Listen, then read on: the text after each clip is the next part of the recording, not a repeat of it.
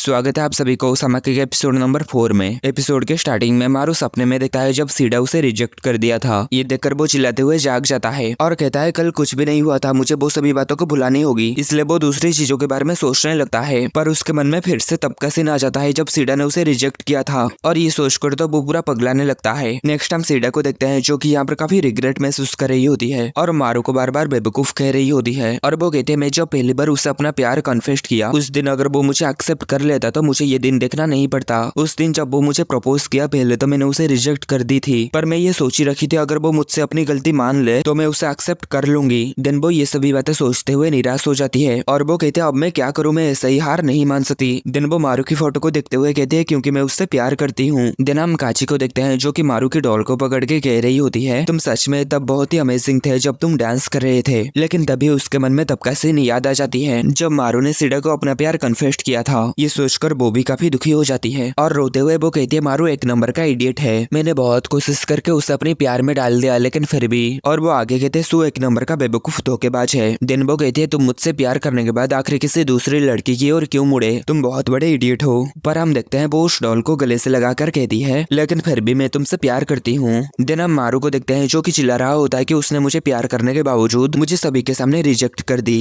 अब मैं क्या करूँ, अब मैं स्कूल में अपना मुंह कैसे दिखा पाऊंगा। और सीडा यहाँ पर गुस्से में कहते सारी गलती काची की है, अगर वो वहाँ पर नहीं होती तो ये सब नहीं होता। और काची भी यहाँ पर कह रही होती है इसमें सू की कोई भी गलती नहीं है, इसमें सभी गलती सीडा की है। देन तेत्सुई को जब स्कूल आता है तो वो देखता है ये तीनों ही काफी डिप्रेशन में हैं। देन यहाँ पर एक अनाउंसमेंट होता है और मारू को फैकल्टी रूम में बुलाया जाता है। मारू इस पर थोड़ा सा हैरान होता है कि उसे किस लिए बुलाया जा रहा है। तभी तेत्सुई को कह रहा होता है उन्होंने तो ये बात मेरी सोच से भी जल्दी समझ ली। तभी मारू उससे कहता है मुझे तुमसे कुछ बुरा महसूस क्यों हो रहा है। तभी तेत्सुई को फोन में किससे बात करने लगता है और कहता है कि आप पहुंच चुके हैं। फोन में बात करने के बाद मारू उससे पूछता है वो कौन थे। तेत्सुई को कहता है ये कॉल एक टीवी स्टेशन से आया था। मारू कहता है पर क्यों। तेत्सुई को कहता है क्योंकि मैंने हमारा कल्चरल फेस्टिवल का एक वीडियो यूट्यूब में अपलोड किया था और इसमें 3 दिनों में 1 मिलियन से ज्यादा व्यूज आ गए। देन वो मारू को वो वीडियो दिखाने लगता है और उस वीडियो में जो हो रहा था उसे सुनकर सीडा और काची दोनों ही काफी शर्मिंदा हो जाते हैं। मारू उससे कहता है ये तुमने अच्छा नहीं किया। तेत्सुई को कहता है वैसे इसके बारे में टॉप न्यूज में भी दिखाया गया है। देन तेत्सुई को उसे एक वीडियो दिखाता है जिसमें कुछ फेमस लोग चाइल्ड स्टार मारू के बारे में बातें कर रहे थे और यहाँ पर एक बंदा कह रहा होता है सीडा सच में बहुत सुंदर है, क्या हमें उसे इस शो में लाना चाहिए। ये सब देखकर मारू काफी गुस्सा हो जाता है और तेत्सुई को मारने लगता है। मारू कहता है तुमने ये क्यों किया, ये खबर पूरी देश में फैल चुका है। तेत्सुई को कहता है पर इसमें गलत क्या है, तुम्हें क्या लगता है मैं अपनी बिना मतलब के सिर्फ तुम्हारी मदद कर रहा था। मारू कहता है मुझे लगा कि तुम अपनी दोस्ती निभाने के लिए मेरी मदद कर रहे थे। तेत्सुई को कहता है ये जाहिर है कि अगर इसमें मेरे लिए कुछ नहीं है तो मैं तुम्हारी मदद क्यों करता। तभी हमें बाहर एक लड़की को दिखाया जाता है जो कि इसी क्लास की तरफ ही आ रही थी और उसे सभी लोग काफी हैरानी से घूर रहे थे। और यहाँ पर काची और सीडा सोच रहे होते हैं कि बेवकूफ मारू उसकी वजह से वो दोनों बाहर भी अपना मुंह नहीं दिखा पाएंगे। तभी दरवाजा खुलता है और वही लड़की आकर मारू से गले मिलती है जो देखकर सभी काफी ज्यादा हैरान हो जाते हैं और बातें करने लगते हैं कि ये तो वही एक्ट्रेस है ना जो कि अभी बहुत ही ज्यादा फेमस है the perfect little sister show से मोमो शाखा मारिया। और ये लड़की मारू को कहती है ये मैं हूँ तुम्हारा मोमो। मारू भी उसे देखकर पहचान जाता है और काफी खुश हो जाता है। मोमो कहते हैं मैंने तुम्हें बहुत याद किया है। मारू कहता है तुमसे मिले हुए बहुत समय हो चुका है और हाँ मैं तुम्हारा काम को देखा हूँ, तुम परफेक्ट लिटिल सिस्टर में मेन कैरेक्टर के रूप में बहुत ही अच्छी थी। मोमो कहते मुझे ये सुनकर खुशी हुई। तभी मारू के पीछे सीडा और काची आ जाते हैं। काची मारू से कहते हैं आखिर ये कौन है। सीडा कहते हैं मुझे भी इसका एक्सप्लेनेशन चाहिए मारू। तभी मोमो उन दोनों को देखकर कहते हैं मैंने तुम दोनों को ही उस वीडियो में देखी थी, तुम दोनों मारू के पास्ट के लड़कियां हो है ना। जो सुनकर ये दोनों ही अजीब से चेहरा बना लेती है। तभी मोमो कहती है मेरा मतलब था कि तुम दोनों वही लड़के हो जिसे मारू पसंद करता था और वही लड़के हो जिसने कि उसे रिजेक्ट कर दिया था। देन मोमो मारू को कहते तुम चिंता मत करो, मैं तुम्हें तुम्हारी पास्ट के लड़कियों के बारे में सब कुछ भुला दूंगी। तभी काची मारू को कहती है तो क्या मैं सिर्फ तुम्हारी पास्ट की एक लड़की हूँ। और सीडा भी मारू को कहती है तो क्या दूसरा तुम्हारे जिंदगी में कोई आ जाए तो तुम मुझे फेंक दोगे। मारू इस पर कहता है आखिर तुम दोनों ये सब क्या कह रही हो, ये लड़की तो मेरी एजेंसी से ही कोई है, मैं उसका सीनियर था इसलिए मैं उसका ध्यान रखा। मोमो भी कहती है हाँ मारू मुझे एक्टिंग करना सिखाया और अपने जैसे ही एक्टर के साथ कैसे कम्युनिकेट किया जाता है वो भी सिखाया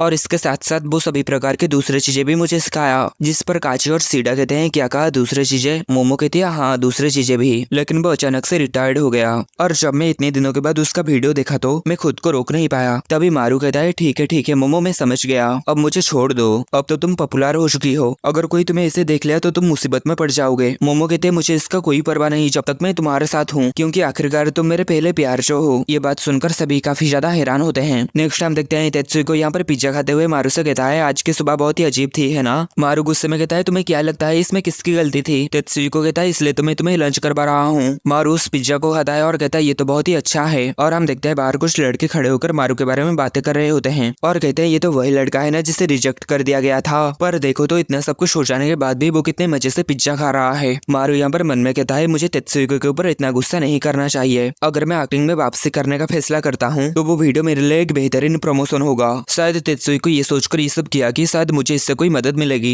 आगे मारू तेत्सुको से पूछता है वैसे तुम्हें ये पिज्जा कैसे मिला। तभी वहाँ पर एक लड़की आ जाती है और कहती है ये सब मेरी वजह से है। ये लड़की वही है जो कि वीडियो शूट की थी। मारू उसके इतने बड़े बड़े देखकर अपनी नजर को उसके ओर से हटा ही नहीं पाता। तभी तेत्सुको उसे मारता है। मारू कहता है तुमने ऐसा क्यों किया। तेत्सुको कहता है चुप रहो। तभी वो लड़की मारू से कहते हैं तुमसे मिलकर खुशी हुई और वो उसे अपनी कार्ड देती है। वो लड़की कहते हैं मैं फर्स्ट ईयर की स्टूडेंट हुआ सगी रेना। तेत्सुको मुझे रेना बुलाता है इसलिए तुम भी मुझे रेना बुला सकते हो। पर मारू की नजर अभी भी उसके बड़े बड़े पहाड़ जैसे संतरे के ऊपर ही होता है और वो कहता है तुम्हारे कार्ड के ऊपर लिखा था कि तुम जैक ऑफ ऑल ट्रेड्स से हो, पर तुम करते क्या हो। रेना कहती है तुम जो चाहो मैं वो करूंगा, बस ये इसके ऊपर निर्भर करता है कि तुम मुझे उस काम के लिए कितना पे करोगे। मारू कहता है अच्छा तो मैं जो चाहूँ वो करोगे। रेना कहती है बस सेक्सी चीजों को छोड़ के। इस पर मारू काफी डिप्रेस हो जाता है और कहता है क्या इस दुनिया में कोई भी उम्मीद या सपने नहीं है। रेना तेत्सुको से पूछती है आखिर इस बंदे के साथ क्या मसला है, ये तो बहुत ही फनी है। आगे रेना कहते हैं मुझे लगता है तुम बहुत ही बड़े मजाकिया इंसान हो, लेकिन किसी लड़की के लिए तुम सिर्फ एक कचरा हो। तेत्सुको कहता है तुम्हें इसके बारे में चिंता करने की जरूरत नहीं है, वो सिर्फ बातें करता है, उसके अंदर जरा भी हिम्मत नहीं है। दिन रेना उसकी मजाक उड़ाने लगती है और मारू तो यहाँ पर रोने लगता है कि उसकी जूनियर भी उसका मजाक उड़ाती है। आगे मारू उन दोनों से पूछता है वैसे तुम दोनों एक दूसरे को कैसे जानते हो। रेना कहते हैं हम एक ही मिडिल स्कूल में पढ़ते थे। तेत्सुको कहता है मैं कभी कभी उसका इस्तेमाल करता हूँ क्योंकि वो मेरे बहुत सारे छोटे बड़े काम में आ जाती है। और वो कह रही थी कि तुम्हारे पास अच्छे पैसे आने लगे हैं इसलिए वो तुमसे मिलना चाहते थे और इसलिए मैं रेना से पिज्जा मंगवाया ताकि वो तुमसे मिल पाए। मारू कहता है तो क्या तुम इसी तरह मुझसे माफी मांगने के लिए पिज्जा मंगवाए पर इसका पैसा तुम खुद नहीं दिए। तेत्सुको कहता है तो तुम मानते हो ना मैं कितना स्मार्ट हूँ।